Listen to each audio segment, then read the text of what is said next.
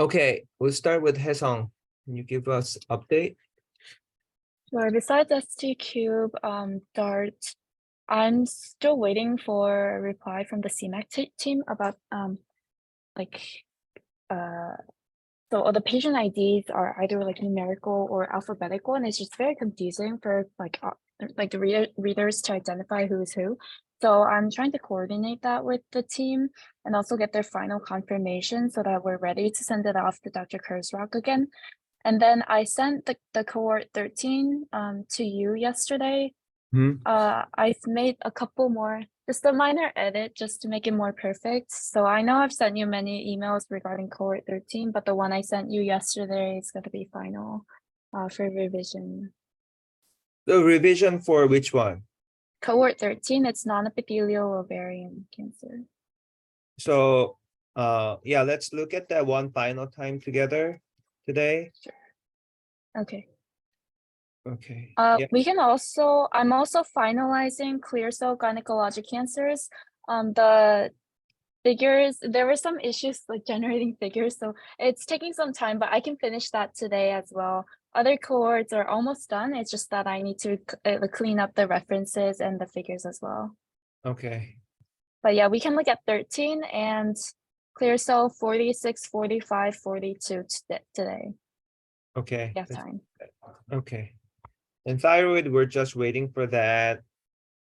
Okay. Yes. Regarding transplant, yeah, I was just working on the Dr. Chitaro's project over the weekend. There were some minor things that I had to do, and or not minor, but like, yeah, it just took some time. So anyways, and then I also have to redo the analysis for the World Lung paper.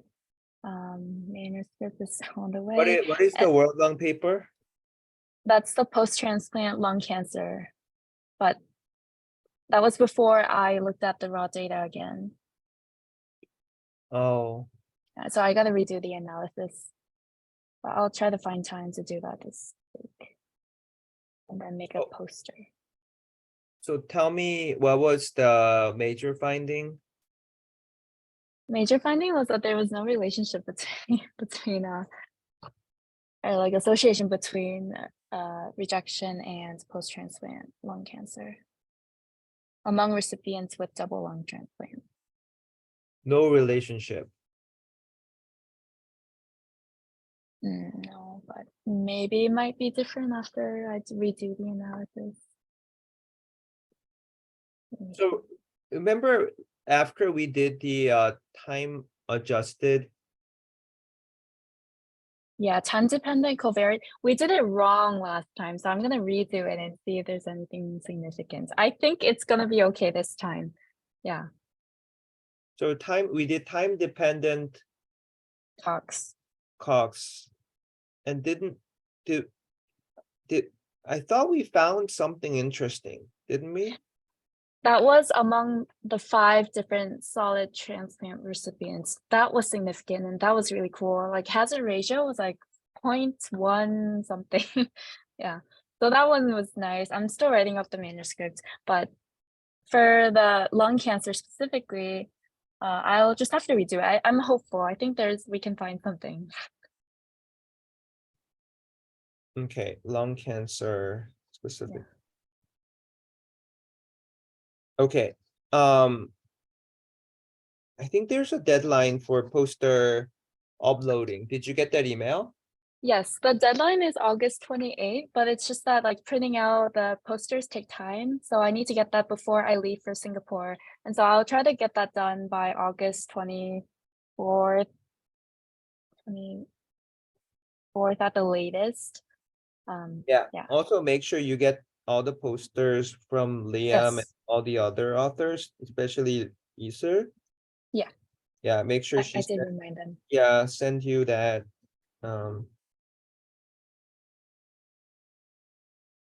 Are you gonna print it from here or there? I'm gonna do it from here. I think it's cheaper. Oh, really? Okay. Yeah, and since Dr. Liesel and everyone else is gonna do it here anyway, yeah. Oh, okay. And then I'll just yeah. Yeah. You probably need Yeah, he's too. carrier. I don't know. What do you think? Do you recommend that I do it there? Because it's like an international flight. What do you recommend? I don't think Whatever we'll is have more, enough time. Hmm. yeah, whatever is more convenient for you. I mean, you're gonna have to go to, yeah.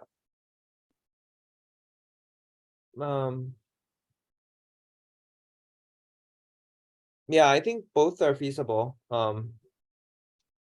If you don't like carrying it around, I Oh no, it'll feel like a baby. No, I would love to. I don't know what's making. Yeah, yeah, I'll just carry it. I think I'll be more at peace that way. okay, yeah. Yeah. Okay.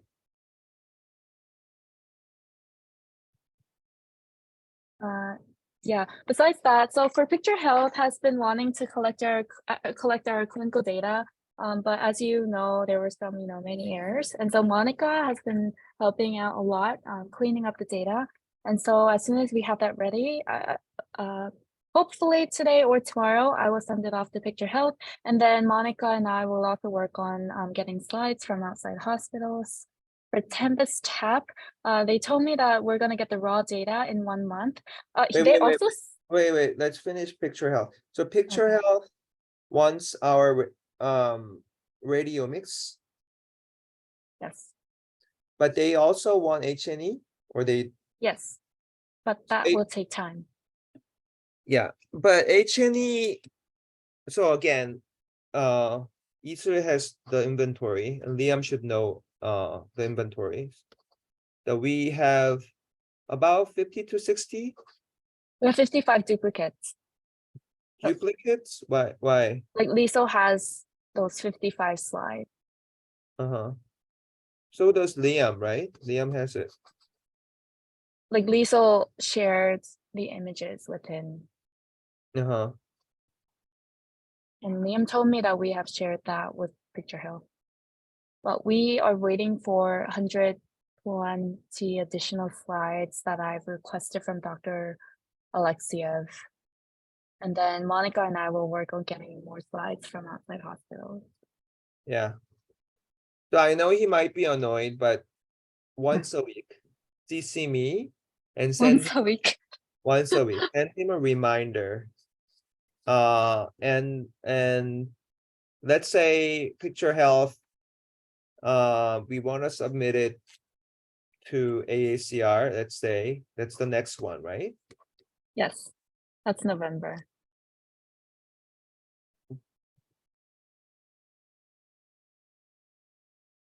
But no, that's CC is November. Oh, the deadline is November, right? For abstract, yes. Yeah. Just say we want to submit to next AACR and we want to start analyzing, and if you can, the sooner the better, we would appreciate it. It's, to get things done, you have to send reminder, I think once a week. The same thing, I have a lot of different projects. My time is limited, and things that gets done is someone who, reminds me every week.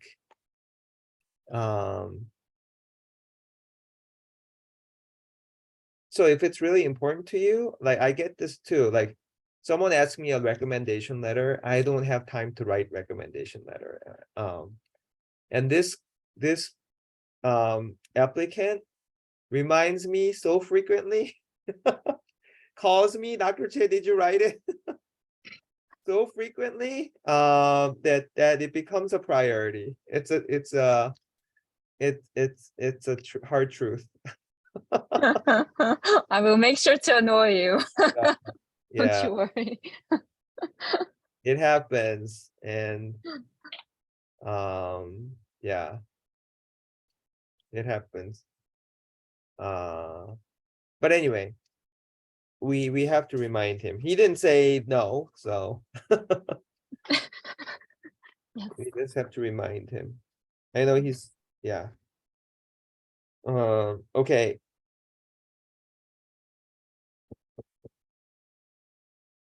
And radio mix, can we send him the images? Send them images, Picture Health? Yeah, those are already sent. Those are already sent to We their have sent them 130, wait, 130. 131 DICOM files, both segmented and unsegmented. Okay. So those are all de-identified. Yes. Okay. So I guess the bigger database, you're cleaning it with Tegu? And- Peggy and Monica. Yeah. Okay. Okay, that's picture health. Next. Next is TAP. Did you get the Chromebook from Tempest? This like huge package yesterday? Because I got one. And I think you're supposed to get one too from TAP. Oh, Like a small monitor or it something. came to my house. Right. That thing. I haven't opened it yet. It's But a, apparently we need that to analyze the data. really? Yeah. We They can't. sent us this. I don't know. I'm scared. Oh my. Yeah. Okay, I didn't know what that was, so let me Right? Yeah, bring me it to neither. lab tomorrow. It's in Yeah. my house. I don't know why it Well, was. yeah, no idea either, but we're gonna get the raw data in a month. And so that's when we can actually start analyzing, and then I'll see what's going on with this Chromebook thing. Like, yeah. Well, we probably have to return it when the project is done. Maybe not, who knows? Yeah, it Um, was kind of heavy. It was kind of cool. yeah, okay. So tab is that the header? It's no, that's the mucinous. No, Discover is mucinous. TAP Oh. is the ITH index. Okay.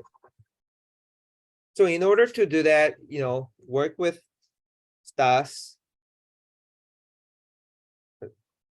That will Yeah, it be, was yeah. Go ahead. the sample size was only like 300, and it only included squamous because we initially only wanted to get squamous. Do you know why it's 300? Because we were very specific. We wanted both DNA and RNA data, Right. like patients with both data. And we assumed that because the huge database that we would have enough people, but what But we it's got only was 300. Okay, so their limit is 500, right? 499. Yeah. So how about we ask then Adeno with the same thing and just give us 199. Oh. I mean, they gave us quota. So who knows Yeah. what we can find from that, And you still want patients with both data, right? DNA and RNA. Yeah. Okay, I will do that.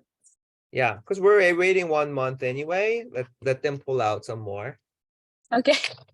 So just say, we want, I don't know, and that could be 300, but if they can give us an exception because it's less than 500, this as a group, if you want to give us a group as a second batch of same, but if you really think that the squamous adeno combined has to be less than 500, okay, give us 199. So just Okay. have that message in there. We would prefer that we get the whole adeno, but if there's any regulation that prohibits it, we're fine complying with it. Or should we do 250, 250 to make it even? If they limit the cohort size to like 499, 500, then 250, 250-ish. That's fine too. Okay, yeah, I'll give them two options, like, yeah, second batch or combined. Yeah. Yeah. But they have to randomly select 250. Right. Yeah, because we don't want any bias introduced if they do it. Yes. Okay, very good. Yeah, regarding the discovery thing, so that was the one where Liam and I, or myself, we're going to we're hoping to go to their headquarters to get the data, but we haven't heard back from the team regarding that project. So I can try to. So same thing, weekly email is the only thing we can do. Yeah. Every week, once a week, after every lab meeting, we should send the email. But both are approved. Did you get funding from them? Discover? No. From Discover? Well, did you get one from TAP? Yes. Okay. Discover, they didn't talk about funding, but Mm. Mucinous, did they say when the data is coming? No, it's not that the data. Actually, I asked them when the data is gonna come. If it's gonna come late, then I will go, and I haven't heard back, so I will contact them again. Yeah, this is too much. I don't think it's their priority at all. So Right. we have to bug them. I mean, there's no other way. So just CC me and send email for both. Will do. Okay. And then Stas, yeah, the project, he will submit the manuscript today. Okay. And then the Tempest project. Oh, the Tempest project using the radiomics data set. I will have to make progress on this. So I will discuss fast regarding this one. So last time I told you, Yeah. Tempest has their own radiomics. Are you talking about Tempest radiomics or? oh, we were going to use the Tempest data to find out the IT, to come up with our own like ITH index, like basically do the TAP thing, but using the Tempest data. Right. Oh, and then we were going to start with the radiomics data set, but I guess there was a hold because the Tempest data set had so many errors. And so as soon as we fix that, we will also try to make progress on that Tempest project. So Tegu and Monica can work on the clinical side. I want you to work on technical side with Stas. How do you calculate the PyClone based ITH? And there are several different ways to do it. So work with Stas so that you can do it yourself. Because that's gonna take a lot of time. And that when your time's done here, that's what I hope Minjung would carry on and build based on it. Because heterogeneity is heavy lifting in bioinformatics, but it's gonna be really rewarding because it's a neat skill set. It's not that hard, but once you know the program, the idea is really simple. What is subclone? So for those of you as a lab, we're interested in is the tumor homogeneous in genomic nature versus heterogeneous? As the cells divide, is it acquiring new mutation here and there? So like a baobab tree, it has so many branches, and every branch represents different genomic profile, as opposed to palm tree. It's like a one big trunk. So same clone all over. So these palm trees can be addicted to oncogene. So we call it oncogene addiction. That's why we cured chronic myelogenous leukemia, CML. So Gleevec used to be called magic bullet. So Gleevec came out like 20, 30 years ago, and it cured CML. It used to be the fatal disease. Now, if you get the pill, 99.9% people live. Because why? This cancer cells addicted to one oncogene. because it's so clonal. But if it gets to blast crisis, if it gets to a very rapidly dividing phase, then you're as it divides, it's acquiring new mutations. So it's becoming like a cherry blossom. So you can't target one oncogene. It becomes too difficult. So understanding whether you're knowing whether you are dealing with a palm tree or baobab tree is so important in terms of predicting how the tumor will respond to certain treatments, whether you need to do monotherapy versus multiple combinatorial treatment, or do a clinical trial. So how do you best assess that? What is the best statistical algorithm to define that? And why, and the best papers are all from autopsy papers. You slice liver, bone, brain, everything with autopsy and sequence all the tumors in different organs. And then you build a tree. We call it phylogenetic tree. Okay? It's a tree that is made from autopsy samples. Now we can't do that to a patient walking into our clinic, a brand new patient. So I have no idea what the phylogenetic tree will look like for that patient. But how do you do that? So we have blood, we have a tissue that we got from diagnostic procedure. So utilizing that, how can we make a index, algorithmic model that will predict how patients are going to do? So that is what Hasong and Stas is doing. So it's a really important project. But how do you know it's clinically relevant? We need to do a very accurate clinical annotation of these patients. So that's what Taegyu and Monica is doing. And that's genomic heterogeneity right there. But can you do histologic heterogeneity? Can you do radiomic heterogeneity? So that's why we were looking into mixed response. That's what Taegyu is doing, learning what is unique about mixed response.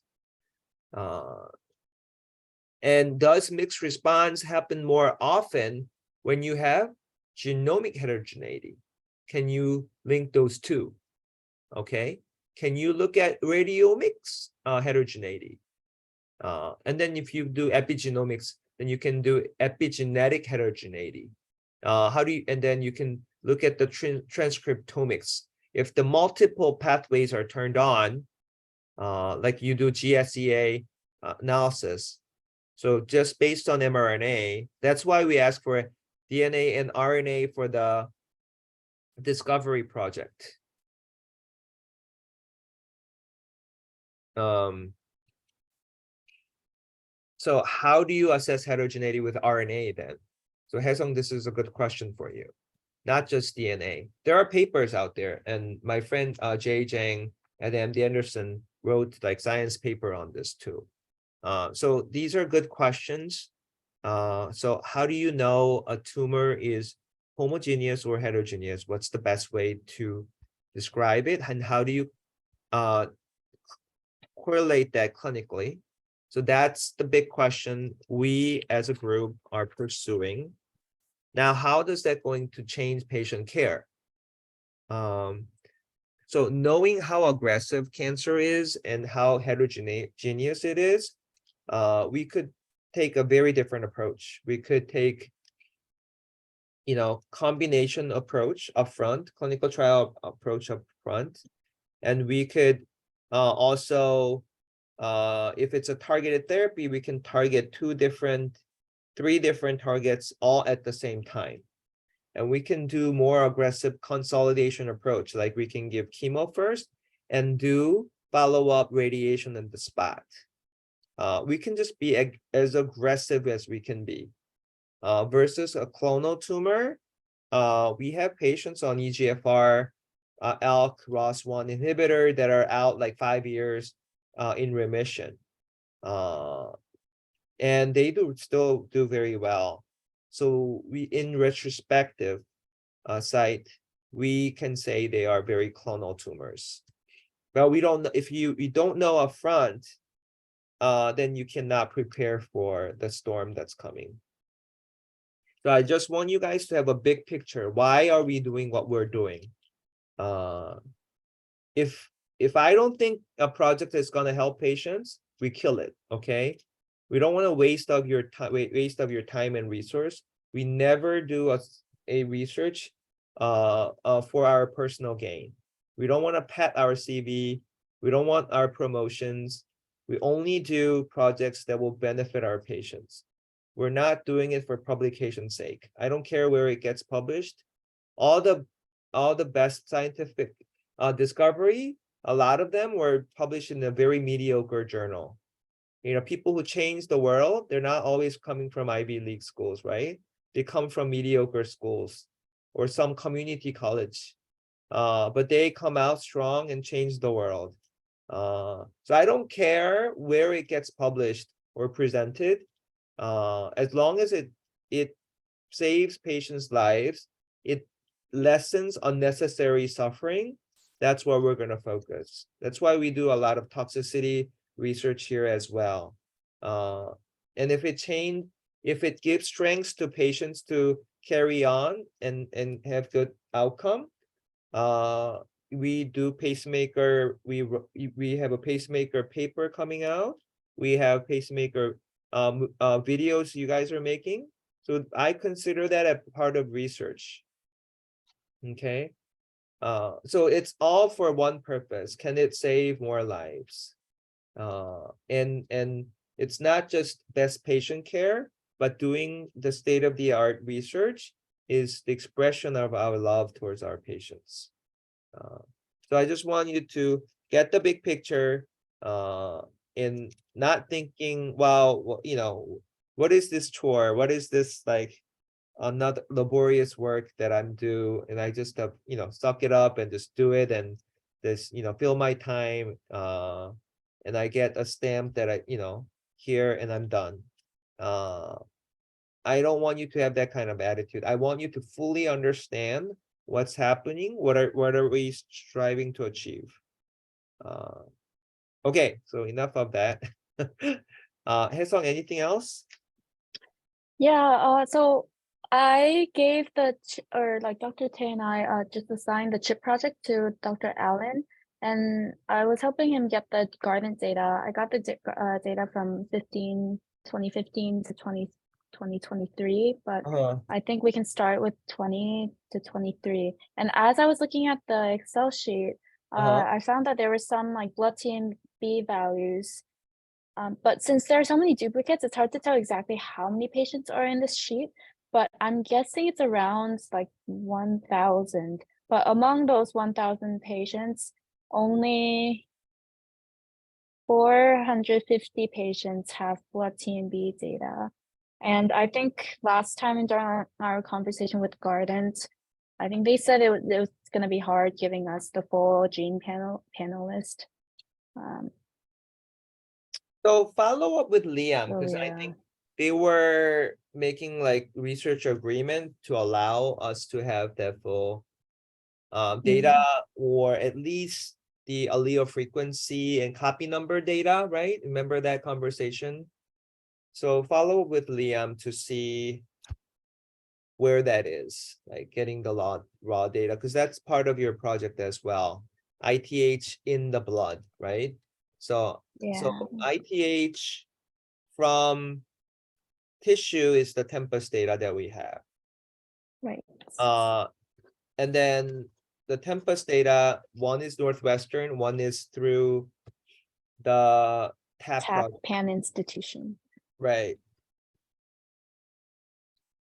But then from Guardant, what we want to do is really look at so it's not intratumoral, intertumoral. It's really just, you know, for metastatic cancers, it's like shed into the blood. So in that case, it's really it could be intra and inter both. Because like different metastatic sites here and there. They're all shedding DNA. It's going to be all mixed up in blood. So intra as well as intertumoral heterogeneity will be measured by blood assay. So that's the garden. So let's just follow up on that same thing on weekly basis, send the email out. Where are we with that? What can we do to expedite that process? Let's not drop the ball there and work with them. So going back to the chip project, I think the more patient, the better. I think because I do a lot of serial garden, you know, it's not 1,000 patients, maybe a quarter of them, I don't know. And for the chip project, if we are trying to link them to an outcome, because I think because chip is not that common, we can Mhm. accommodate all histologies, not just focus on lung cancer. Mm. So you remember, Mm. you know, I have thyroid cancer patients and ovarian cancer patients. So understanding the chip frequency and how that affects any other, let's say, you know, if chip is high and they develop heart attack, stroke, Mhm. you know, any adverse clinical outcome, we could look, Mm. see what's going on there. And with chip, you know, how is chip affecting blood TMB? I don't know. No one looked at it. You know, how is chip related to having chip related to immunotherapy response? We don't know. But there was, you know, some hypothesis and paper describing it, right, Tegu? Yeah. So I know, are you, Dr. Tegu, are you going to do follow-up presentation on the things that I told you about? Yes, next week I mean, not next week. Yeah, I'll definitely do a follow-up presentation for that. Also, you didn't prepare for it this week? Oh, sorry, I'm so sorry. That's okay. But for at least for the immunotherapy modulation, did you look into it or not yet? About immunotherapy modulation. By chip. No, there's no update. Sorry, I'll just update you, like not just Yeah, through this LAN meeting, for the LAN meeting, but I'll update you. yeah. Just update me today afternoon. Just find Okay, something okay, and let me know. I will. Yeah. Dr. Allen will also be involved in this project, so he can also help out. Yeah. So the things to do is look at all the garden results and look at all the major publications and come up with the most acceptable guideline as to how you're going to define chip with the garden report. If even garden themselves have trouble defining what's chip, okay?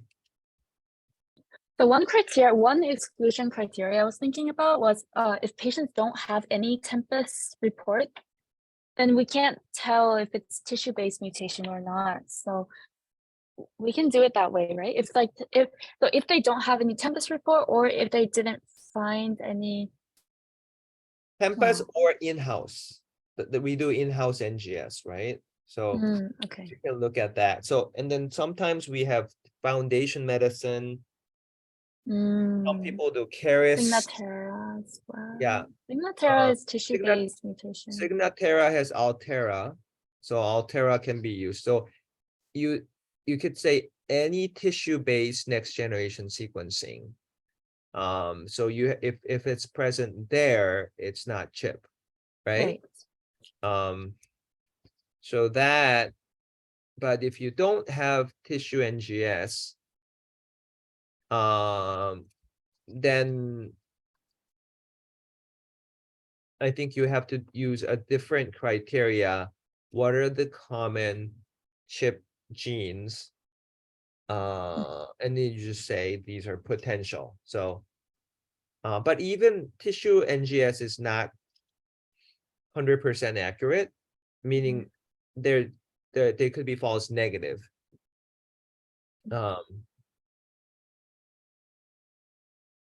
So I think you have to probably do just like we did in the variant project. There's like probably like a functional and potentially functional. So here, same thing. A mutation could be a potential chip or likely chip, probable chip, and possible there, you know. So you can have like two different criteria. And from the publication, you can have what are the common mutations in the hematopoietic cell that are found, the candidate gene list. So if it comes out of that gene list, then you have a range of allele variant frequency range, then you can define it. So brainstorm amongst three of you. Let me know what criteria you come up with, and I'll give you my comment. And only then you can start screening, because I don't want you to screening and then change criteria and then I you know, again. that's why I wanted to get this straight. Can I just show you one thing? I think Dr. Che or someone else might have wanted to, but since we're all talking about this, I'll be the one. Yeah, so this is the Guardant data set. Oh, I can't see.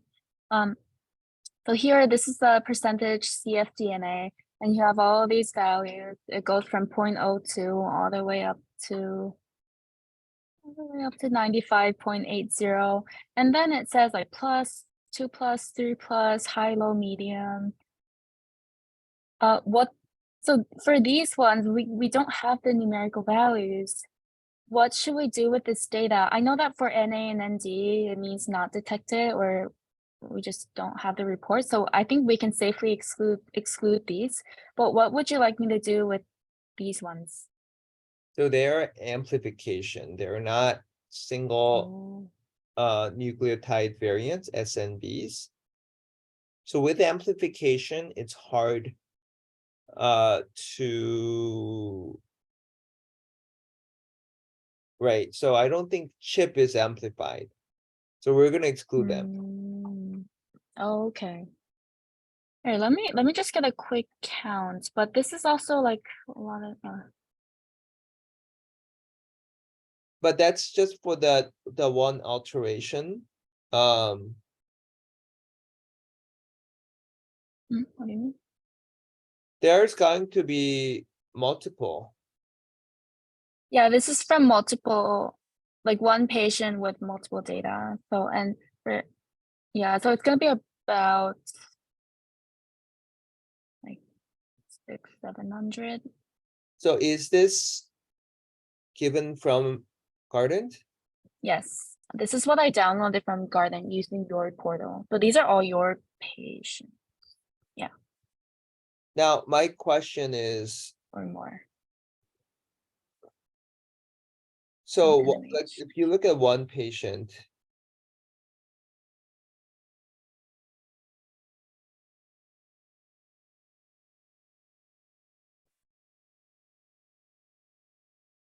she might have more than one. So there's P10, and then what does she have?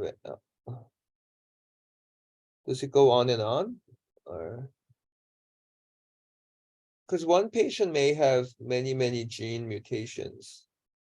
It looks like they selected only like one or two for this Excel spreadsheet. Oh, so this is same patient, same date report? Yes. And I just filtered the CFD percentage DNA by only the ones with numerical values, and I took out the amplifications and the not reported stuff. And that gives us like 2000 values, but there are many repeats. like this one patient has like 6 different mutations. Oh, 2 different, but TP53 with multiple alterations. I see. Wow, it's great they gave us this level of detail. So that Yeah. you don't have to go in and create these. This is great. This is great. So I think because let's see, you have different dates. So one thing, one big plus about this data set is that, so for some of you who do not know what CHIP is, listen to Dr. Tegu's presentation last week. So CHIP is a bone marrow based mutation. It's not a solid tumor mutation. Your bone marrow cells can have mutations, and that may not be of clinical significance, but they over time can develop into leukemia, hematologic malignancies. Now, because we have multiple time points, and this is relevant for you, Alan and Tegu and Hesong, you can see if, let's say, if we define this T53 mutation is CHIP, then you can kind of see if they change over time. A CHIP is supposed to be over time pretty stable. If it's coming from tumor, then if, let's say, if it's a EGFR mutated tumor, they get EGFR inhibitor, their VAF could be high at diagnosis with appropriate therapy. It could go really low or undetectable. And then when they relapse or go into progression, then it can reemerge. Mhm. So that in hindsight, can mean tumor shed DNA, which is not CHIP. And CHIP would be pretty stable. But how do you define stable? And there's false positive, false negative, all that. So that's something to think about. And has any other public article address that, like how CHIP change over time? Because this is a rich data source where I did multiple time point garden in many patients. So change of CHIP over time is another topic of interest we can look into. And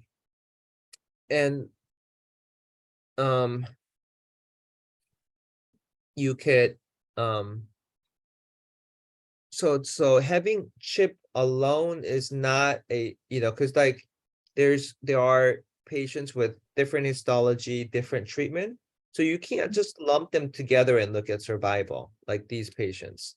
It's meaningless.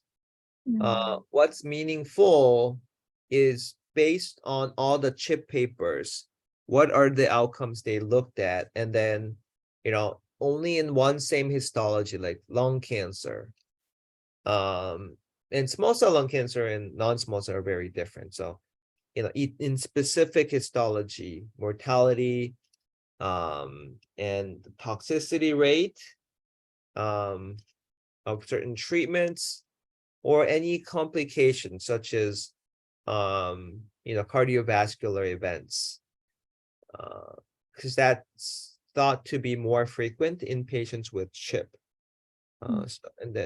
So how do you record cardiovascular events?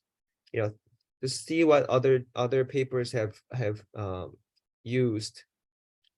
So I'm not spoon feeding you, but rather look at all the major papers out there and see what variables we can collect. And also, what are our new niche? What are the things that other paper never looked at? I bet they never looked at blood TMB together with CHIP. I don't know if they ever looked at immune side effects or immune modulation. So anything that looks novel, looks like a niche, let me know. I think this is the most important phase, giving birth to a project. I don't want you to So it's not, a simple project could be VeriStrat. A VeriStrat is a proteomic serum biomarker, and it's company decides good risk, poor risk. And then we can look at how long they live, if they develop toxicity or not. Very simple. Chip is not that simple. Okay, how do you define chip, yes or no? Is a biggest question. What is the outcome that changes by chip? It's not easy to know. How do you define that outcome? How do you look at the correlation? And the challenging thing is chip is not common. So you need to work with a bigger sample size. Okay, so with all that in mind, work on the criteria, work on the outcome, work on the hypothesis, and know your data. Song just showed us. And with the database, what can we look? So yeah, work on that. So Taegyu and Alan, you guys can consult me anytime. But my hope is to get that set up by tomorrow, and you guys can start screening patients from Thursday. Okay, but do your due diligence by reading the most relevant papers, coming up with your guidelines, make that into a PowerPoint, print it out and show it to me so that I can revise it with you. Okay. Okay, so that was Chip. Haesung. Anything else? Yeah, so I can also contact Akiso if you would like. Who? Akiso Bio. Oh yeah. What? Why? Should I contact? No, you should. Okay. But they just said wait, right? Yeah, they did. I'm confused because they seemed very excited and like Right. ready to start right away, but taking some time. So just say we would, if you're open to it, we would like to have a follow-up Zoom meeting. Okay. Let me know if you have any suggestions or comments about the proposal we sent you. We're very open for any, possibility of revision, whatever. Yeah, just CC me. Let's follow up because we need to get something started with them. Okay, got it. Okay. And okay. Anything else? That's all I No? have for today. Okay, great. When is Dr. I forgot her name, from New York coming? 오자 Oh, 선생님. Dr. Jaha Oh. Dr. Oh. Do you know when Yes, she's coming? she will come on September 10th till October 6th. Okay. So yeah. Work with her on heterogeneity projects. She'll be here in a month. Okay. After her, there's another resident coming as well. 최은희, yeah, aren't they in the same program? Lincoln? Yeah. Yeah, They're all coming from Dr. Myungwoo's hospital. yeah, so cool. She's coming in November 6th until Okay. December 3rd. Okay. Yeah. Okay. Good. Let's go to Taegyu. Can you give us update?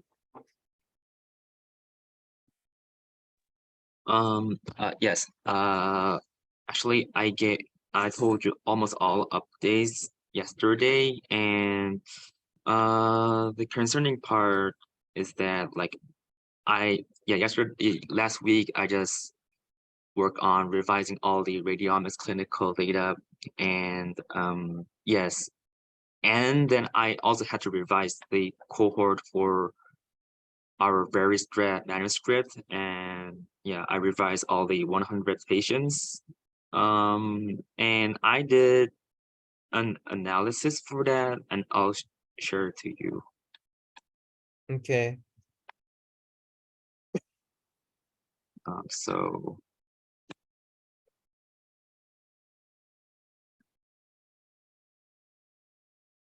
okay.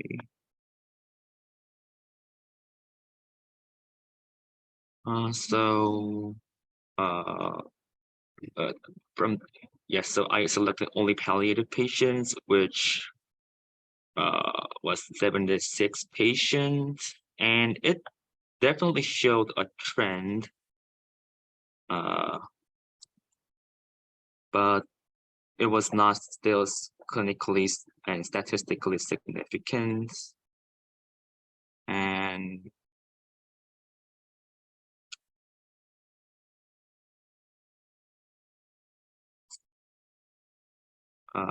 okay, so this is an analysis I went for just only palliative PFS and OS. It shows some trend, but was not still significant. And I only selected those with low PDL1, and it was not like clinically significant, but also but it also shows a trend. So but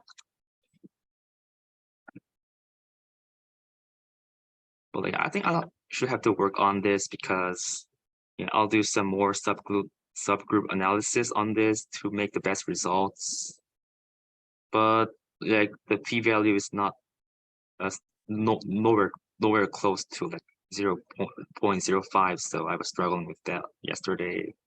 But it definitely shows some trend that the number 2 is very poor, so like very poor patients showed overall poor outcome, then very strict good. But yeah, still have to work on this to make the best result, I think. So And so this is what therapy? so immunotherapy and like all the regimens included, like immunotherapy, like it can include chemotherapy or not, so like just all the therapies. So it rounded up to 76, and so who received all the therapies, like it can be immuno or immunochemo, or as long as they receive immunotherapy. So 58 is immuno only? 58 is like Oh, yeah, PDL1 so negative, low. yes, And it like from PDL1 low and negative as well? yes, it includes low and negative. So Okay. the n number went too small when I only selected negative, so I just got Oh, and okay. did an analysis right here. Show me the next OS. So it definitely has a trend about Okay, yeah. go down. So this is combined. There's a Yeah, trend. combined. Go down. This is OS combined. And this is quite like similar to what I've written as an abstract. I did a revision, but I think I did a lot of revisions. Like these like red numbers are the patients I have revised, but like the result was quite the same and quite similar. So I was just wondering how to work with that. So I just have to do a meeting with Dr. Isel to brainstorm how we can do with these results. So just I know Dr. Isu has some very shred papers and abstracts. Yes. So there were some trends that p-value wasn't great, but we still submitted it and presented it. Okay. So is this something I'm trying to understand, how the project is going. flowing. So did you clean up clinical data, or did you add more patients? Is that what you- Oh, no, just for the last 60 abstract, we did 105, which excluded patients before 2018. So I only just did a revision of our data that we very analyzed for the abstract, and I didn't add any patient in that. So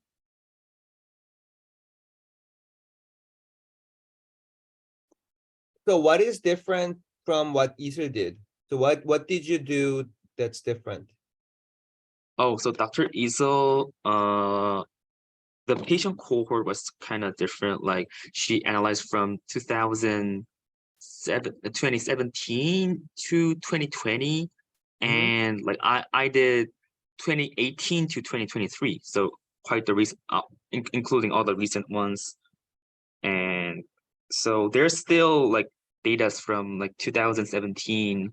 We excluded the 20 or more patients. Yes. We just included after 2018. So there's still more patients that we can include, but I just revised the patients that we analyzed for the 60 abstract. You like what do you mean revise? What did you do? Oh, okay. Just this like is red ones. So I updated some dates of progression, and some of the dates were like obviously wrong, and I just updated. And for so the data that Dr. Easley gave me was like 2000, the data from 2018, 19 to 20, and we just had to update those dates to the because some people might have progressed during the recent days, so that I had to revise these data progression and that. So and plus yeah, we weren't not thorough enough, so sometimes we included neoadjuvant patients for analysis, and some, as you mentioned before, we added like concurrent radiotherapy for the analysis, so we just had to exclude that. So that's what I've done for the revision. Oh, I see. So how recent is this? Up to 2023? 23, yes. June? The month, I'm not sure about the month.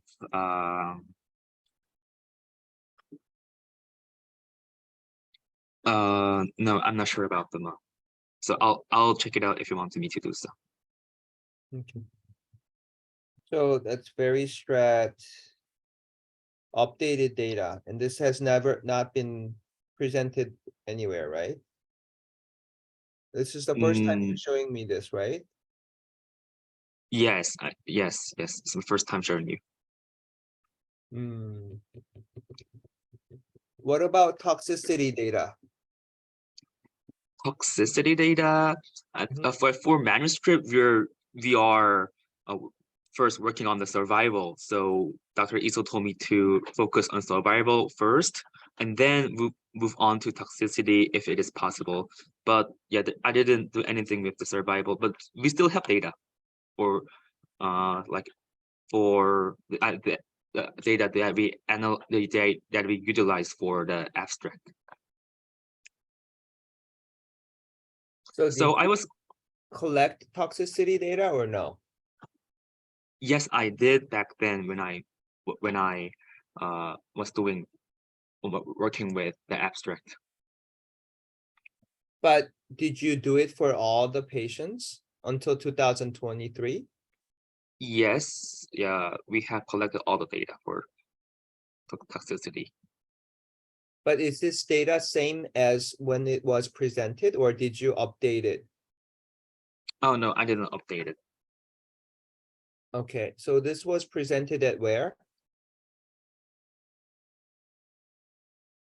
Oh, we submitted for the abstract for SITC. Was it accepted? I think Dr. Isla is in charge of that, so I had I didn't get any mail, so I think we should ask Dr. Isla for that. So ask Dr. Iser what's accepted. Okay. So yes, and for the abstract, as I mentioned, we combine the toxicity and survival data, and we are now working on manuscripts. So do you want me to do the same as we did for the abstract, like combining all, like containing all the data related to survival and toxicity, or should we make it like another manuscript? I think one manuscript is fine. One manuscript, okay. So include the toxicity. Right, so do the toxicity analysis as well. I see. And there's TMB here and PDL1 here. So you can do, I think the reviewers are going to want to know. So whether for both, all therapies combined and immunotherapy only, you can do the same analysis. So according to TMB, high and low, you can do the median cutoff, or you can do 10, do both. Above 10, below 10, or Okay. above median, below median. And then you can do PDL1. So you can do positive versus negative. You can do high versus low. You can have Mhm. cutoff of 50. See if those have predictive power. Mhm. Because you have it already. Okay. So yeah, even if there's just a trend, we could still publish, describe whatever, this is the biggest panel. Mhm. And if you can include the 2017 and Mhm. make the most comprehensive panel, that would be good. Okay, And same try that. thing. And then if you need help on this project, feel free to work with Monica as well as Alan as well, because I know Okay. this project will take time. You guys can divide and conquer if you need help. If you don't need help, then it's okay. It's just more distraction. So it's up to you. So depends on what you need. Okay. But it's not a home run, but it's a trend. But I think if you can remind me, was there any predictive power for pneumonitis with Beristrat or no? Not only pneumonitis, like all the toxicity combined. So the p-value was 0.08. Yeah, we made a reverse graph for this, and as you can see, yeah, there was definitely a trend, and yes, so we can still use this data. So I think. So here it was 105 patients analyzed, Yes. 42 ICI only, but you increased the number.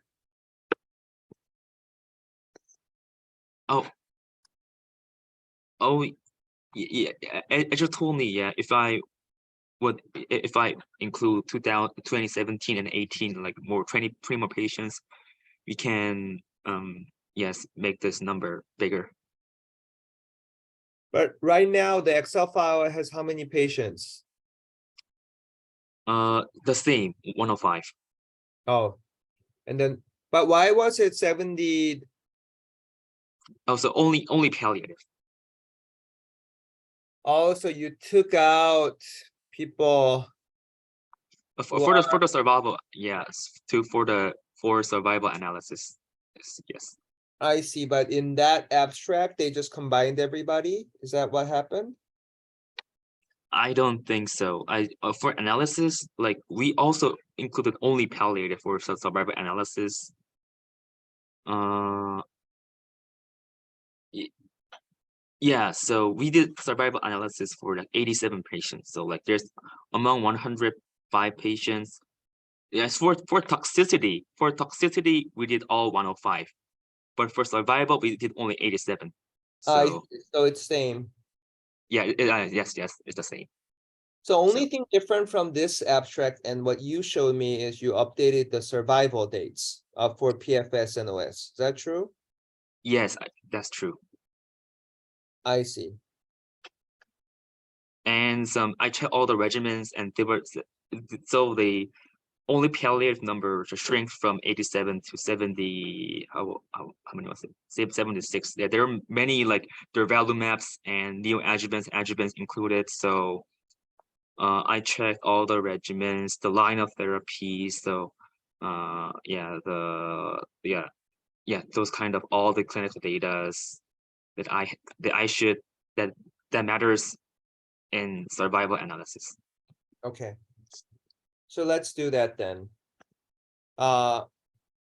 Let's just write a VeriStrat paper with everything Included. everything included. Yeah.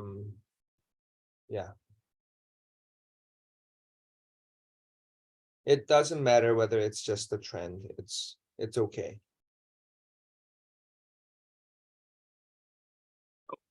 So yeah, write a paper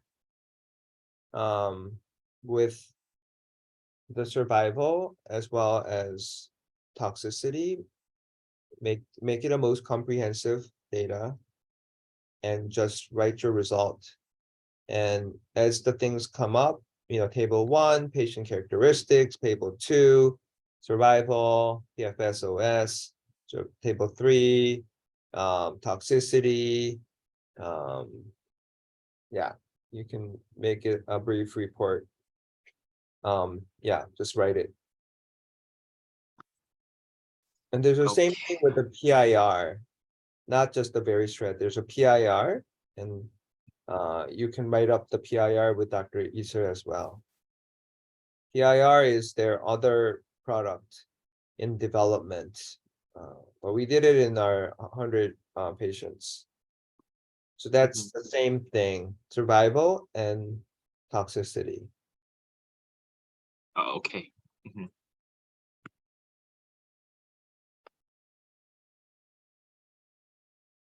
Okay. Anything else? Yes, I told almost everything about my update yesterday afternoon, so that would be pretty much it. And I'm terribly sorry for not searching the information for Chip, and I'll update you as soon as possible for you. And yes, I'll make sure that I'm gonna make a whole presentation before you get back home. Okay. Yeah. So just the immunotherapy, and I gave you a lot of different comments, so you can work on those comments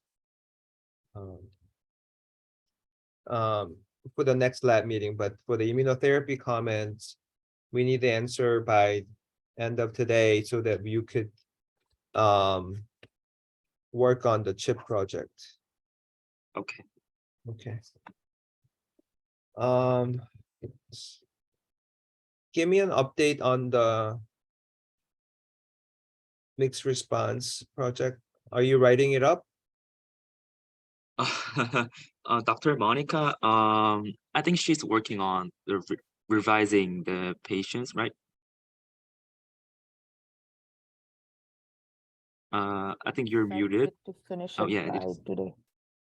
Okay. I'll run another analysis if once it's done, and So what yes. needs to be done for the mixed response project? What's pending? So we are revising the regimens. You can unshare. Unshare the screen. Oh, unshare. Okay. So what needs to be done?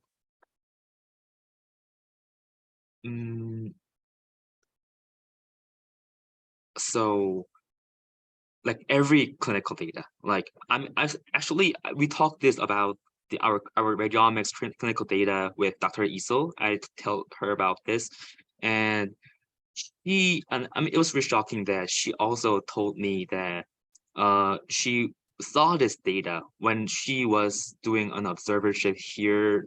Maybe she told us it was her second observership, and she saw this this Excel sheet that we are working with, and she also wanted to work with that, but she checked a random 18 patients, and like 14 of them were wrong. Like she could only utilize 4. It was right. So she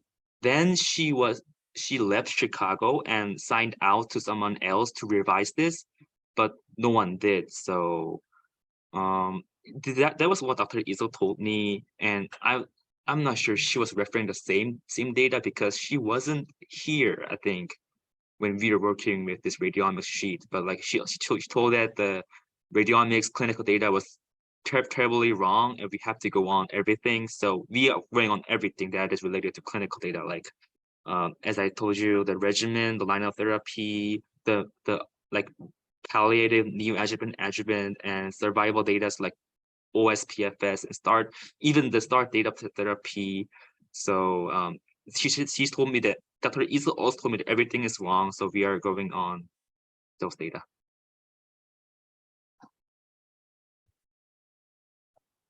So I don't understand. I actually don't understand what's going on. There were so radiomics data. Okay, so Dr. Chisang worked on it, and then Dr. Chion worked on it, and I thought Dr. Chion did pretty good job of cleaning the data. Yes, she did. I think so. Yes. But why is everything wrong? Like what's wrong here? Monica, can you share the screens with me you're working with? Sure. So not everything is wrong. Yeah, but not everything, but not yeah. everything is wrong, but so yeah, just a few, the ones which are in green and red. Yeah, we were having some issues with the date or the regimen that they got, and we're kind of cleaning it out, but not everything, as they've said. But there are some mistakes, maybe some in date, some in the regimen. So that's what we're working on. And I guess I just have these unhighlighted patients left to check, and we're done with everything else. So are you checking all the radiomics data? I'm working on this spreadsheet, Dr. Shea. This So you was guys shared to divided? me with Tegyu. So Tegyu, is this all the patients on radiomics? Yes, 209 patients, right? So like for our paper, for not for our paper, for the radiomics paper, not the clinical one, the radiomics paper, they utilize number L001 to L00, like L100 and 180 to L1 to L180. So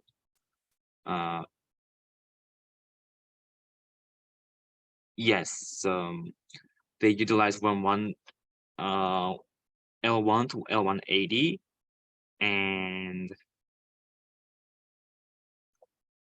from L184, Dr. Jian told me that this is not analyzed for the radiomics, and most of them are added by someone else. Like it was not her that who added these patients, and it was quite wrong. And like Yes, and we are working on it. Yeah, revising the clinical data.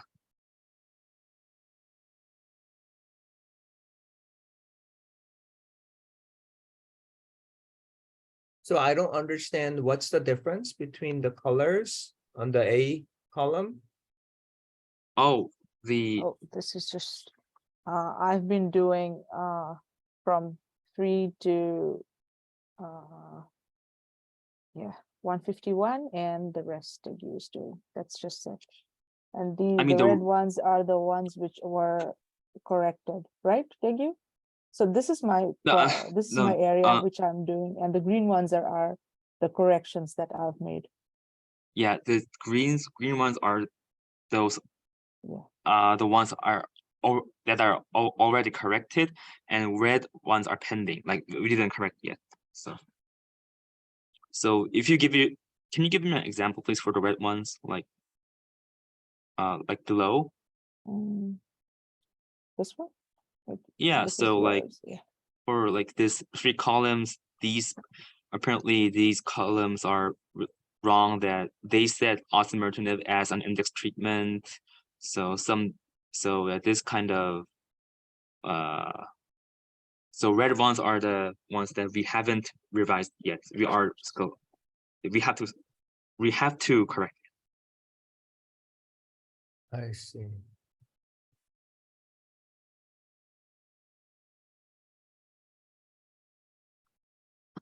And these are okay.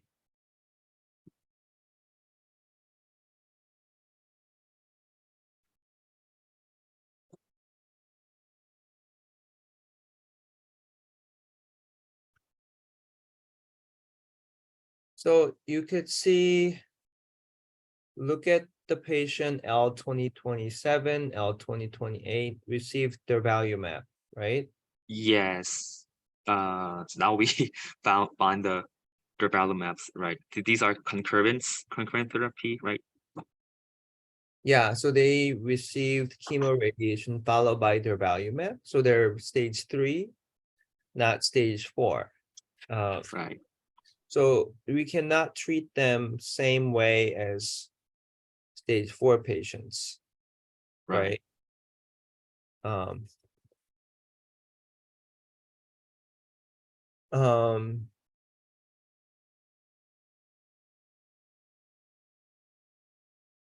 so remember we have, so I don't, when you take out patients, put them in somewhere and stratify them.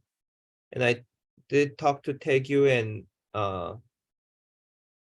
Haesung about this, because we want to be able to annotate all our patients.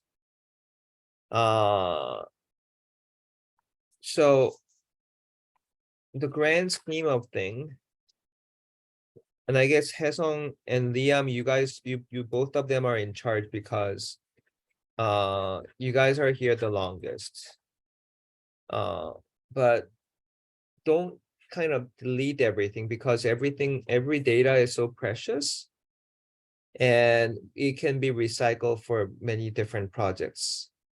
So what we need to do in cleaning data, never delete any data, but rather categorize them and put it in a different Excel spreadsheet. So this is all of you listening. So clinical data analysis, and I see it all the time in other papers that I don't think they did any good job on clinical analysis. You have to have a homogeneous group. You cannot combine stage 1 and 4 and combine everything and say, oh, this is the effect of mutation in TP53. I mean, it doesn't mean anything. Mixed response, like you have responder and non-responder, and you mix them together, it doesn't mean anything. So you have to have a homogeneous enough group, and then look at what does this factor, that could be radiomics trait, that could be proteomics signature, that could be ITH. when you want to look at some things, it's like doing a mouse experiment. You have to control all the other factors. When you're doing a clinical study, you cannot combine concurrent chemoradiation. You cannot combine EGFR TKIs. You cannot combine immunotherapy stage 4 with, also with an adjuvant, neoadjuvant. No, you cannot do that. So the big that's why we have cohort B and C in our prospective treatment. So you have curative intent treatments. That's one big category. And it could be surgery only, chemo, surgery, or chemo, or concurrent chemoradiation followed by immunotherapy as an adjuvant or consolidation therapy. So that's a curative intent set. And then you have palliative intent set. They could have cure, 5 to 10% will have cure. But the intent is to increase survival, not to cure, not to have everything disappear. So that's why when we do radiomics, we want to have a homogeneous group. You cannot combine small cell and non-small cell together. They're two different beasts. Okay. So you need non-small cell, you need palliative intent treatment. So that could be one group. And then you can do the same radiomics analysis with curative intent treatment. Okay. And look at their survival. So what I'm saying, clean the data, don't erase the data, but rather categorize them.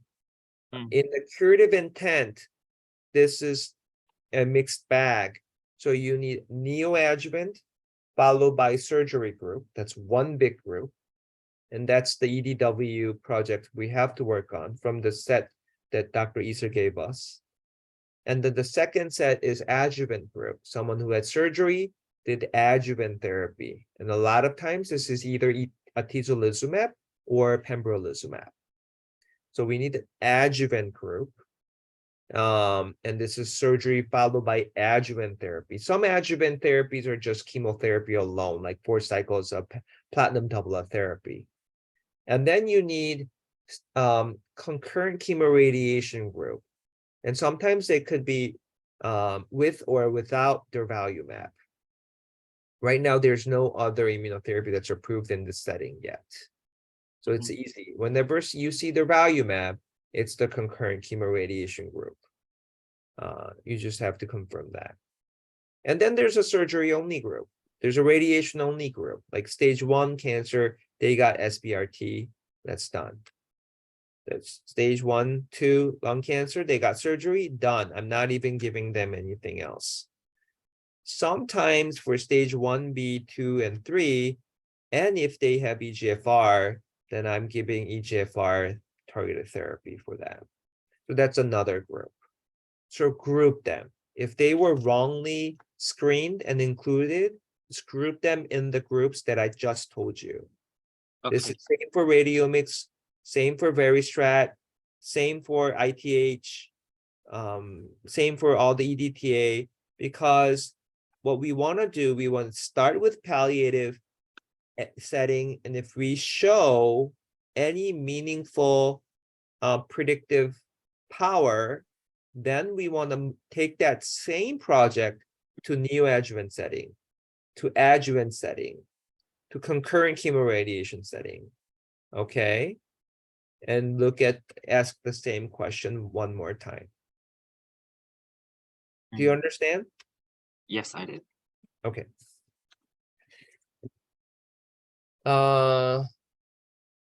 So yes, so this is the radiomics. So yes, do your best to clean them up, recategorize them, and run it again. Because like you can do all the analysis, but if your outcome is wrong, then what are you trying to achieve here, right? Right. So this is why I think this is where clinical insight is so useful. Like if you have zero knowledge what targeted therapy is, what immunotherapy is, like what ramucirumab is, what osimertinib is, you haven't done your part of reading, like read the NCCN guideline, read how we treat lung cancer, read what's targeted therapy, what's immunotherapy. I mean, this is basic 101 of oncology. And you know, so if you don't know, ask.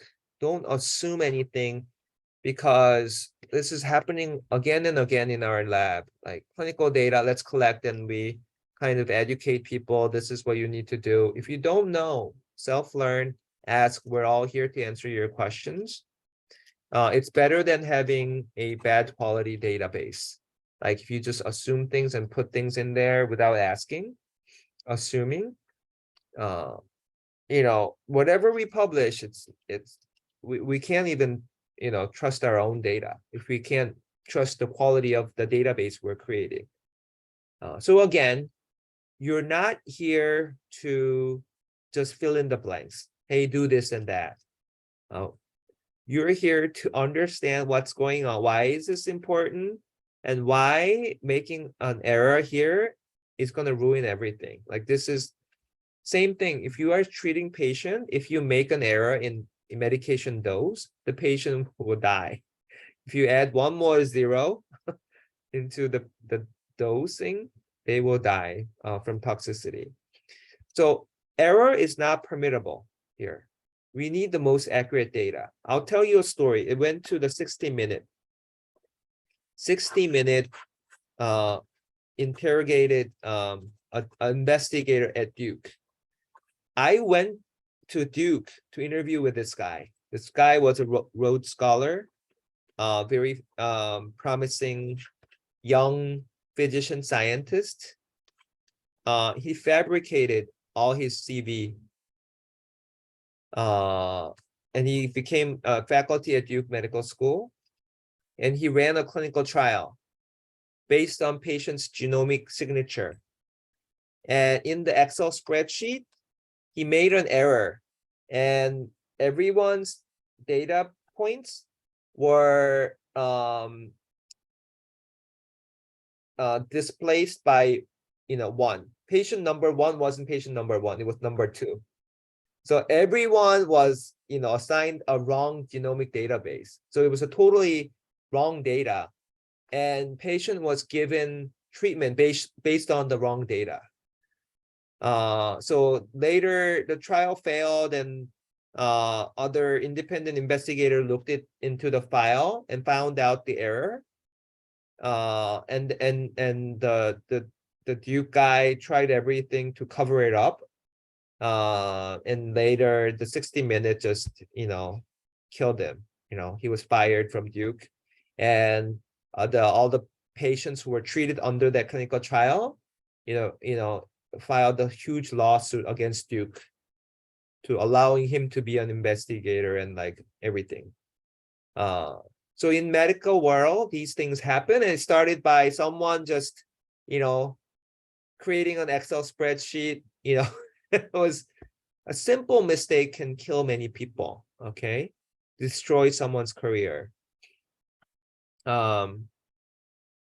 So I think, you know, I think I want you to realize that you know, fabricating truth, you know, there's a truth endpoint, like when did this patient get what treatment and when did the patient die and progress. It's a very simple question, but if you don't understand, and then patients should get immunotherapy, and like if you don't understand what immunotherapy is, when does the you know, treatment stop working, then you're gonna just put in wrong data and believe in the wrong results, and that wrong result will lead to wrong development of wrong assays. Okay, so that one data point, and then one, you know, that could be an outlier, and that might be just pulling up all the other data points. So it's very disturbing to hear that some of, I guess, you know, not just a couple data points, right? But more than 10 data points are wrong, right? And we've already presented at major scientific meeting, like submitted abstract based on these clinical data, right? And that could be all wrong because we included stage 3 patients, targeted therapy patients, when in fact we said these are all immunotherapy treated. Okay. So I take all the responsibility. It's my fault that I didn't go into whether DOSI and RAM was included there when in fact they are not immunotherapy. I don't know how this happened because it's so obvious docetaxel is chemo, not immunotherapy. Ramucirumab is not chemo, not immunotherapy. But I don't know how this happened. And obviously this should not have been done by students because they don't know what about the regimen.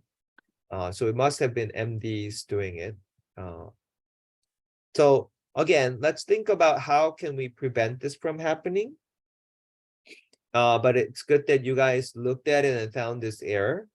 But I just want to say, error proof, checklist. There's a book titled Checklist Manifesto, written by Atul Gawande.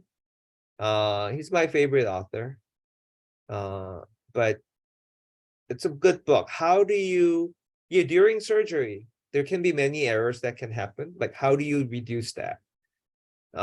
Same thing in medical oncology. How do you reduce errors? I know a guy in Detroit, medical oncologist, who diluted every chemo 1/10. Of course, everyone died of cancer because no chemo worked.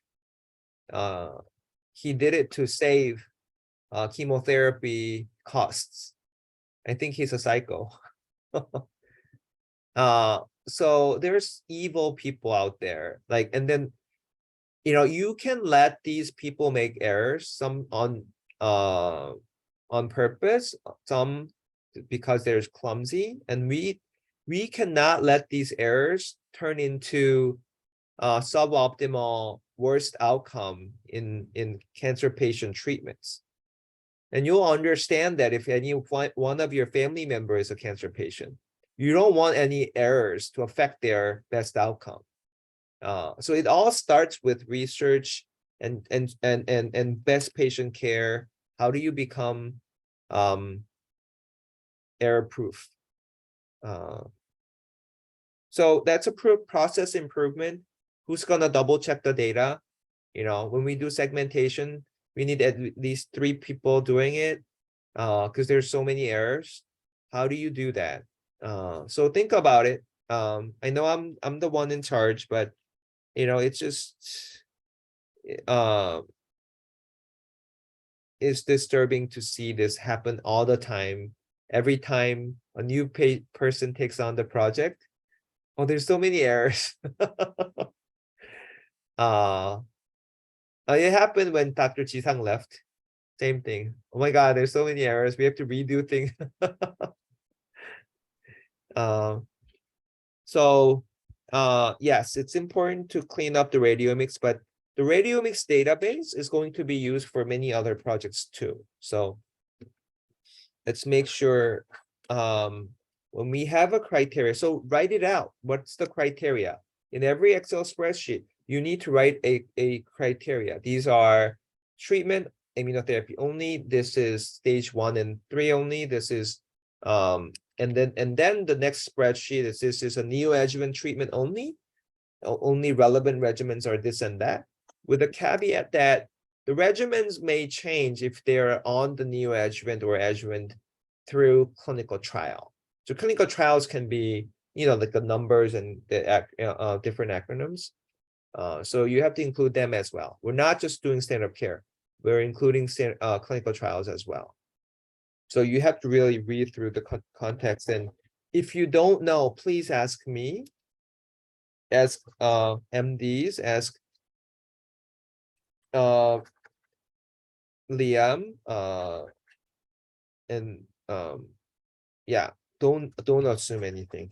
If you are in clinical world, people who get fired are people who assume things. Oh, I thought this was how you do it. Oh, I thought this was the way to do it. And they put in wrong orders. Patient had negative outcome and they get fired. Oh, so people who do well, long run, people who ask people around you. You maybe get scolded, but if they have not so good character, but don't be afraid to get scolded. It's better than making any mistakes. Okay, enough of that, but so yeah, clean up the radiomics and then work on the EDTA categorizing EDW data. And that categorization should only done by MDs. And that can be that work can be shared amongst Ellen, Monica, and Tegu and Liam. Okay, that's a big work. EDTA is in it, you know, that's the database that Dr. Easter created. So we should work based on that data. Any other things, Tegu? Yes, and actually I and Dr. Isan and I was really serious about this problem, like errors, and we suggested some like how to prevent this. And so in every like clinical data we are creating, like except like gene mutations like EGFRs, like those really simple ones, when you're collecting OS, PFS, and all the regimens, it should be double checked by 2 MDs. So I think from now on, I think it should be, I think, a must to be checked by 2 MDs. And if there's like conflicting opinion between 2 MDs, they can discuss it so that yeah. So maybe it's better off to do that way to prevent mistakes and errors. Mm.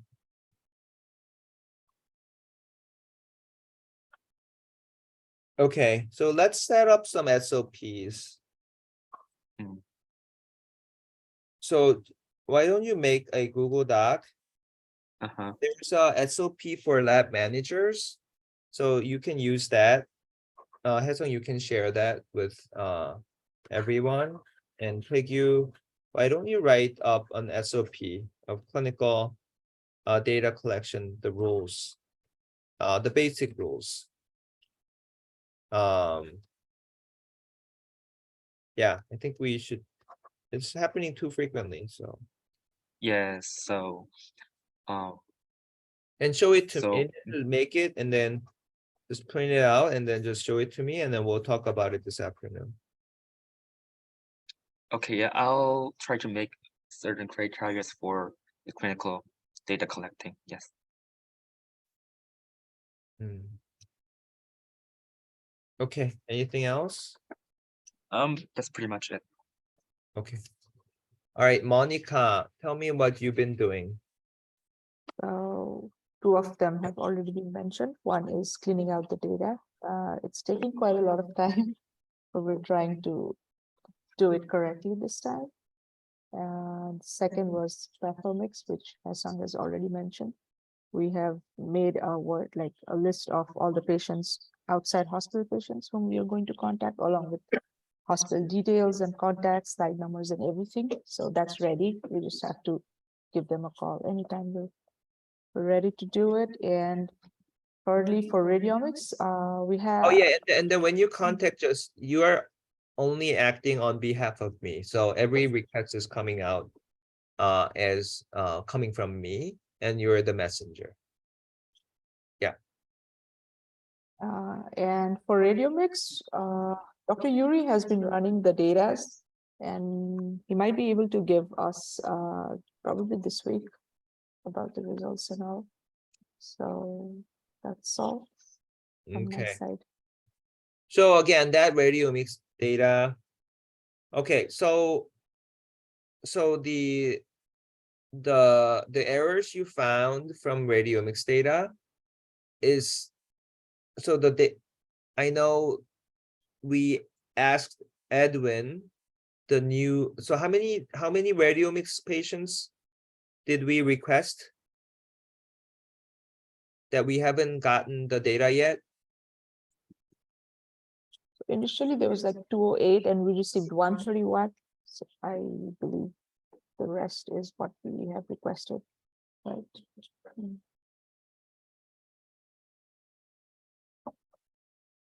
So around 77. So do you know, Taegyu or Haesung?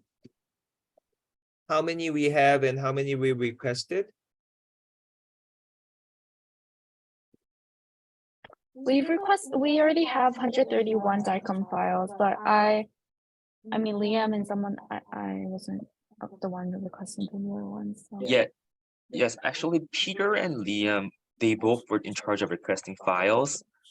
And I didn't hear anything from them. And Peter told me the other day that the way they request a file has changed, so it might still take some time for them, but I'm not really sure about the, maybe we should ask Peter or Dr. Liam. We can Okay. ask Liam after he comes, probably.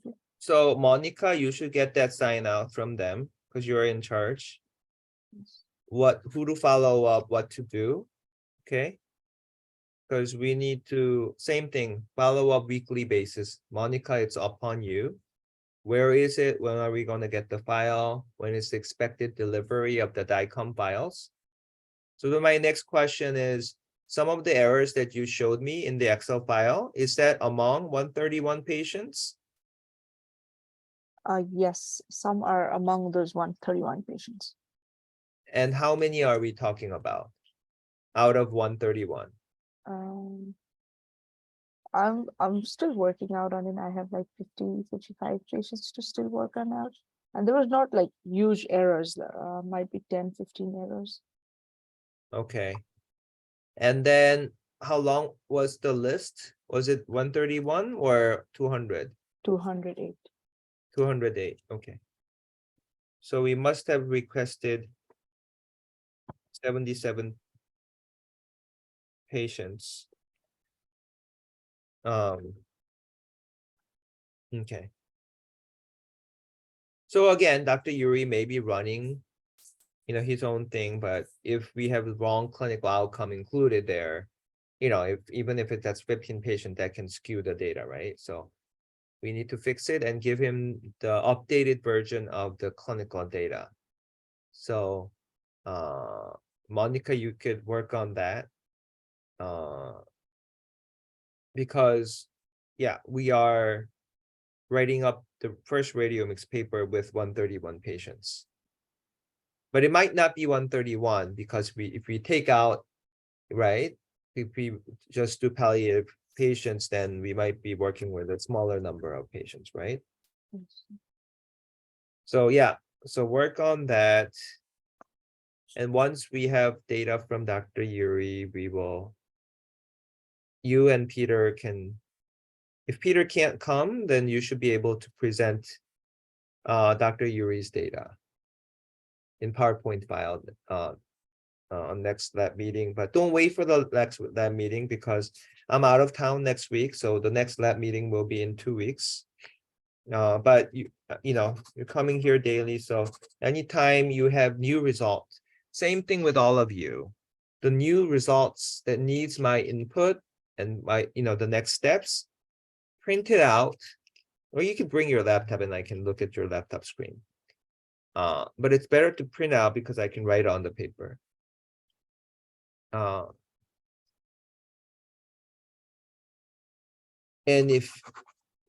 the other thing that I would suggest is we're recording this because you guys can always go back and kind of listen what I said. If I give you input outside my lab meeting, I suggest you record. Because sometimes you write it and then I've had incidents, oh, I lost that paper. Oh, I forgot what you said. And then it was just nothing gets done. I'm gonna say, if you don't understand, like, or if you miss what I said, and then, there's no way going back, unless you record. So, everyone has smartphone, so record. That's what Dr. Jian used to do. Like every comment I gave her, she would record like through her phone, everything I say. And every suggestion, she would make sure it's implemented. But I've had opposite cases when I say, let's do this, correct that, do that, and then I just come back. Oh, I forgot what you said. I didn't write it down.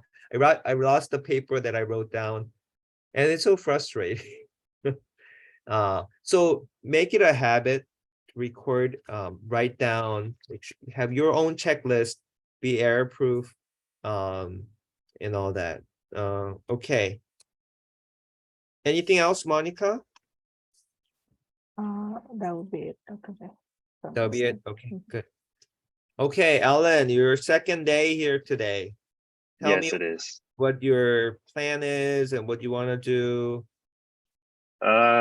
Well, considering I only have 6 weeks, well, I was hoping that I can get some sort of publication done within the 6 weeks, even if it's just like some kind of abstract or maybe like a case study.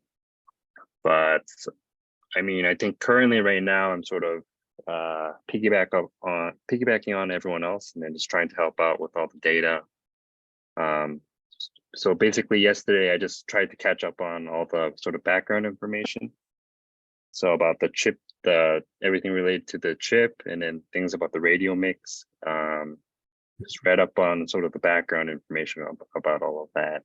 And yeah, so, and then I think what everyone else has said so far, and also what you've instructed, that I'll just be sort of looking up all the data, trying to fix some stuff up, or just organizing all the data. Yeah, there's a lot of work to be done. We cannot afford to start any new project. Mhm. We cannot afford to write up any case report, write up any so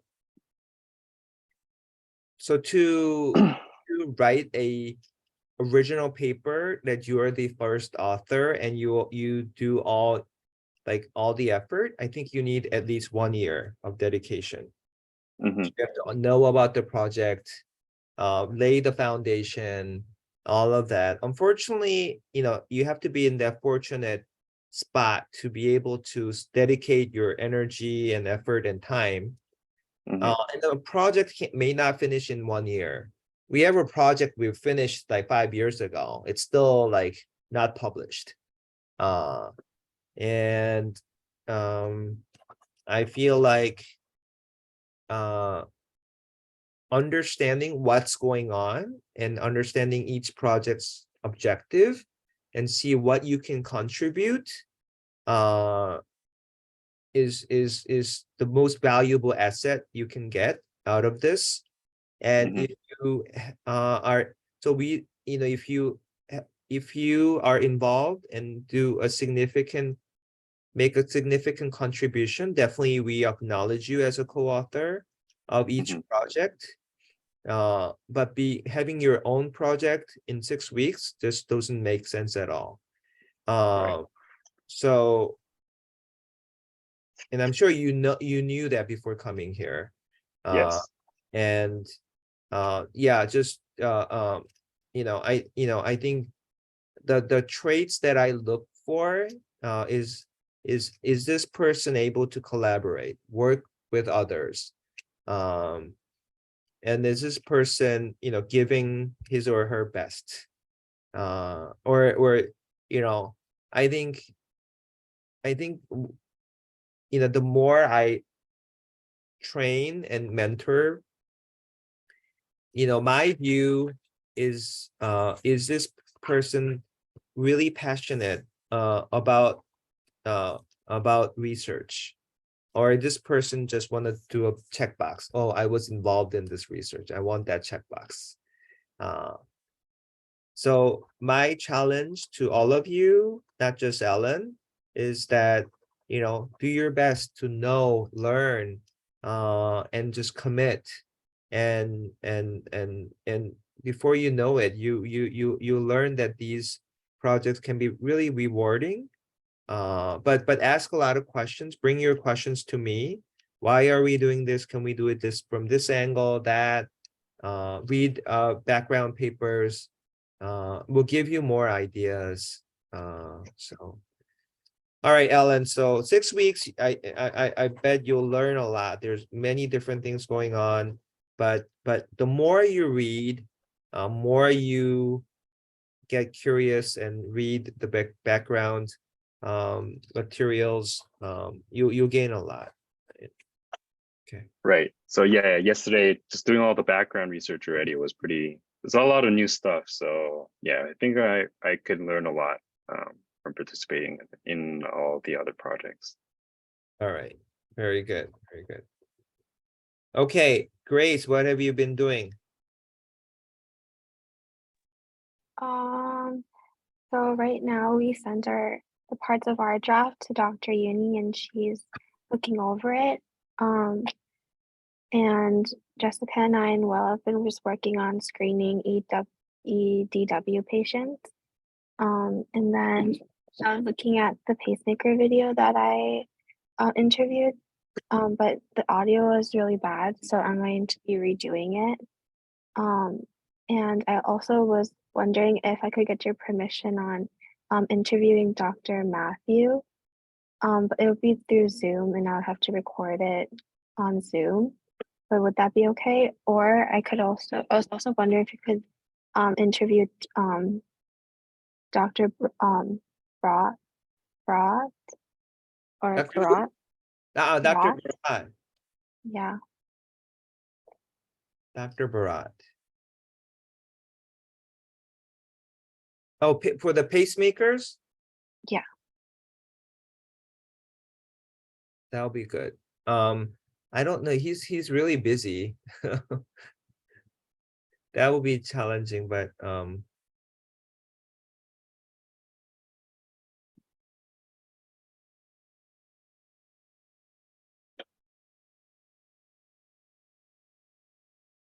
Dr. Barat. Yeah, I think he'll be a good. Yeah, I think he'll be good. I think Okay.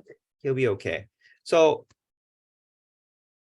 why don't I come to my room? I'll text him first, and if he says yes, and I'll give your name, and then I'll yeah, let's work. You know, let me talk to him first, but just come to me. Okay. Thank you. But for Dr. Matthews, so I don't, so for the interview, I think it's best that he do the recording. Like, you know, you could just send him questions and then he will just record and give you, because you know, the interviewer's not gonna show up in the Zoom. So I don't want to record Zoom. I want him to just record and send you the video, and you just send him the questions and just make it like 5-minute thing. And he could do both pacemakers and faith in action, both 2 videos, 2 different ones. Yeah, I think he'll be good. Okay. Thank you. Okay, Jessica. Yes, so Grace and I have been working on the variance classification manuscript. Dr. Yoon, he's like reviewing what we wrote right now. And yeah, I'm working on the pacemakers thematic analysis with Dr. Liam. Okay, And then yeah, for the GVM Faith in Action video that we filmed with you, I'll also work with Dr. Liam on that. okay. All right. Does it sound okay? Yeah, the sound is okay. Yeah. With Grace, you said the sound was not good? Yeah, for Dr. Easley's video, her mic was touching her hair, so it would go on and off, and it was kind of bothersome. So Dr. Liam and I just thought of redoing it, Redoing it, like meaning like the whole have- thing. redo the whole thing? So invite Dr. Israel again? Okay. Okay. All right, and then same thing with any genomic projects or anything.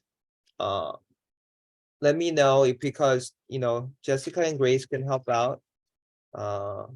For that's things that are not clinical, but like finding a mutation or other things, they can help out, or writing manuscripts together, doing the references, making tables. So let me know if you want, if you think that they could work with you guys. So just let me know.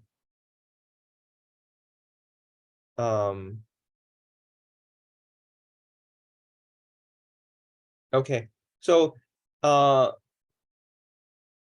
yeah, so Grace and Jessica, if you want to be involved in, because you guys watch this lab meeting, want to be involved in any other project where I'm also happy to have you be involved. But I know if you think you have a lot on your plate, work on what you have for now. But I know the variance projects can still take time writing up things. So what I don't want is, oh, I did my part, I'm waiting for them to get back to me. That doesn't mean you should not do anything, just waiting. If there are things, so that's working, as a team.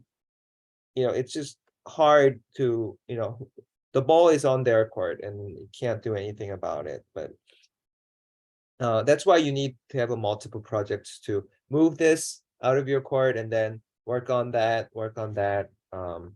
So yeah. And then if you have like a scientific question you want to address, learn more, always reach out to me, all of you.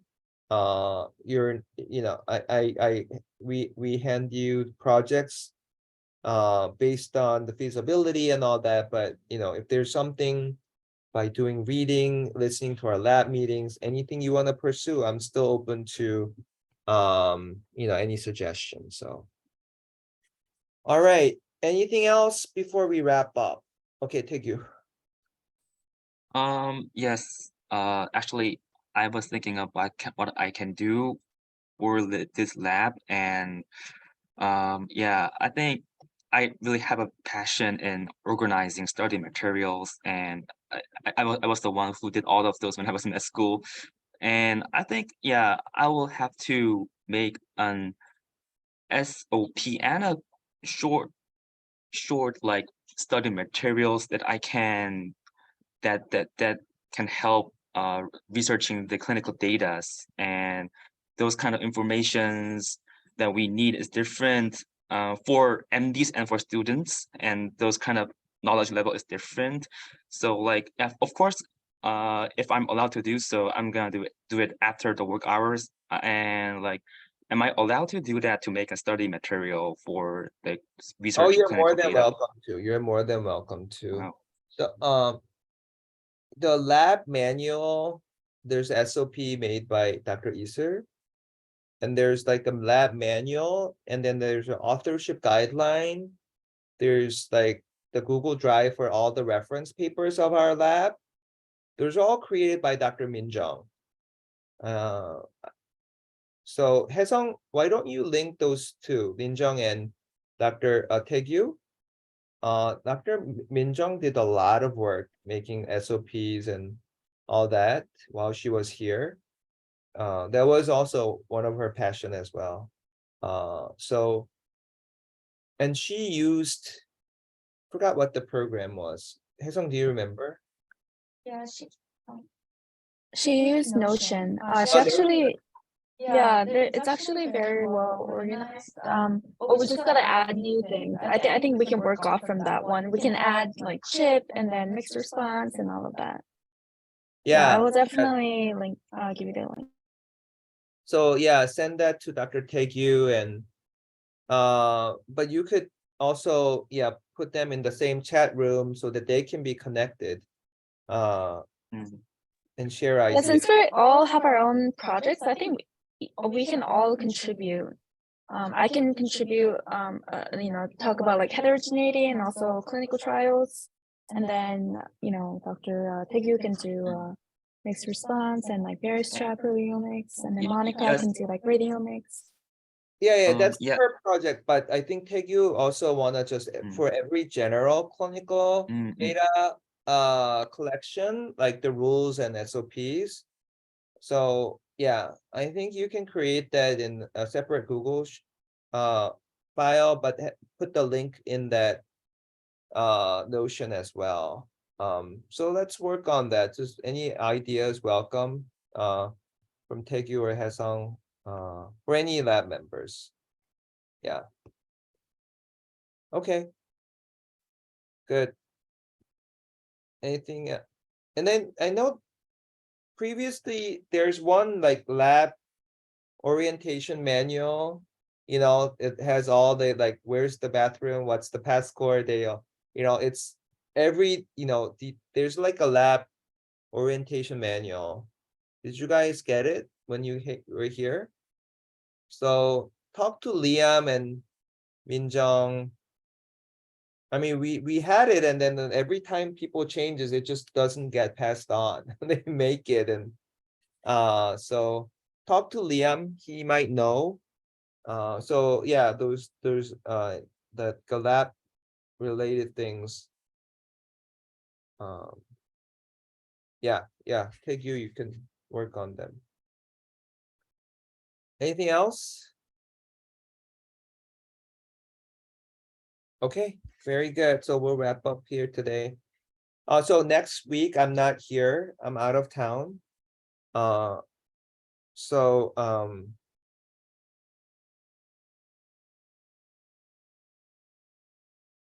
so what we've been doing is,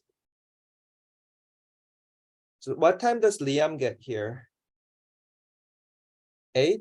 Does he come at 8? Anytime between 9 and 12. Afternoon. Mhm. So what were you guys doing before? I'll just start recording here.